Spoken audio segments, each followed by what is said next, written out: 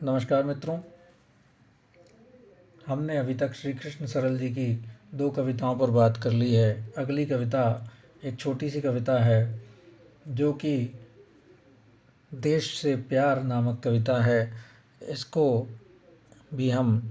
पर भी हम चर्चा करेंगे और आगे बढ़ते हैं। इस कविता को सीधा सीधा पढ़ते हैं। बहुत छोटी कविता है, कुछ ही समय में पूर्ण हो जाएगी।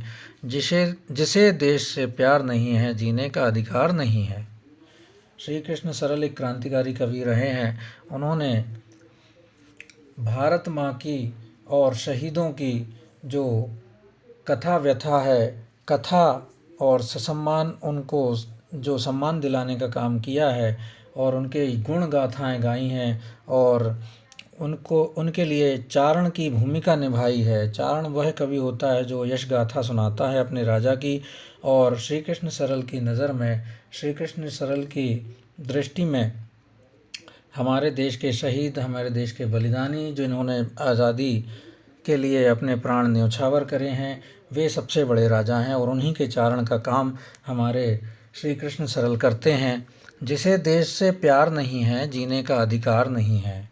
अर्थात वे कहते हैं कि इस देश में नहीं, किसी भी देश में रहने वाला व्यक्ति अगर वह अपने देश से प्यार नहीं करे तो वहाँ पर रहने का, वहाँ की सुख सुविधाएं भोगने का उसे अधिकार नहीं है। जीने को तो पशु भी जीते हैं, अपना पेट भरा करते हैं, कुछ दिन इस दुनिया में रहकर वे अंततः मरा करते हैं। ऐसे जीवन और मरण को होता यह संसार नहीं है, जीने का अधिकार नहीं है।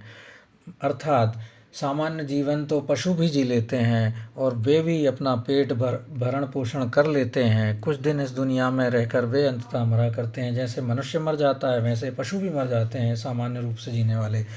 ऐसे जीवन और मरण को होता है संसार नहीं है। अर्थात एक सामान्य जीवन जो जिया और मर गया पेट भरते हुए और कुछ उसने अपने देश के लिए नहीं किया, तो उस जीवन को, इस संसार में रहने के कोई औचित्य नहीं है, जीने का अधिकार नहीं है।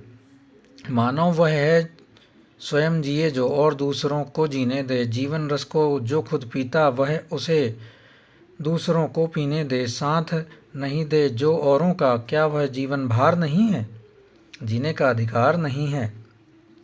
मानव का सही जीवन तब कहलाता है जो स्वयं तो अच्छे से जिए, स्वयं तो सुखपूर्वक, स्वयं तो कष्ट निवारण का काम करे स्वयं के जीवन में, साथ ही साथ दूसरों को जीने दे, दूसरों की सुख सुविधाएं, दूसरों के अधिकारों का, दूसरों के फिक्र करे, दूसरों को जीने दे, दूसरों को परेशान न करे। जीवन रस को खुद पीता वह और दूसरों को पीने दे।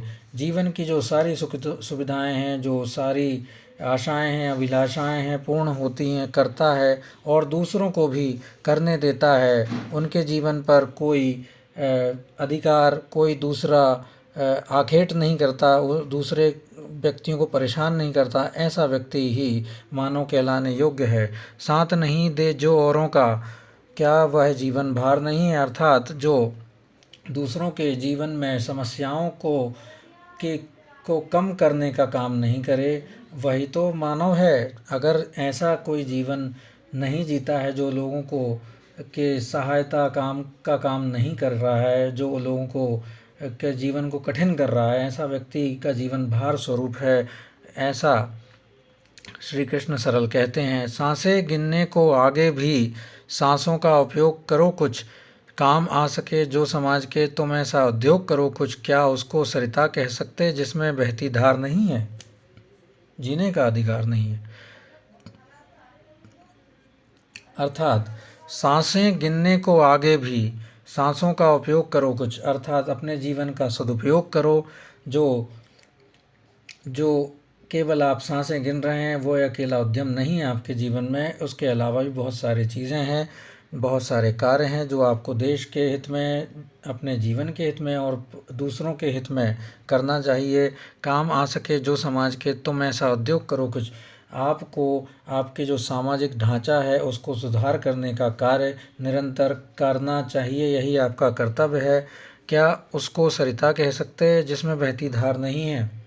अर्थात जीवन का नाम है बहना और जो नदी जिसमें पानी की बहती धार नहीं है तो उसको नदी कहना उचित है ही नहीं। अर्थात मानव को मानव तभी कह सकते हैं जो दूसरों के लिए जीवन को जिए और अपने अपने कर्तव्य को पूर्ण रूप से अंजाम दे। वही व्यक्ति ऐसा है जो मानव कहलाने योग्य है। जीने का अधिकार नहीं है जिसे देश से प्यार नहीं है, जीने का अधिकार नहीं है। अर्थात यह कविता यह जताती है, यह बताती है कि हमें मानव जीवन को किस प्रकार जीना चाहिए। हमें तभी जीने का अधिकार है इस दुनिया में, इस देश में, जब तक हम दूसरों के लिए जिएं, जब तक अपने देश के लिए जिएं, दूसरों की सुख सुविधाएं, दूसरों को परेशान न करें, दूसरों के जीवन को सरल करने का काम करें, तभी हम मानव कहलाने योग्य हैं। जिसे देश से प्यार नहीं है, जीने का अधिकार नहीं है। तो मित्रों, बताइएगा कैसी लगी ये कविता।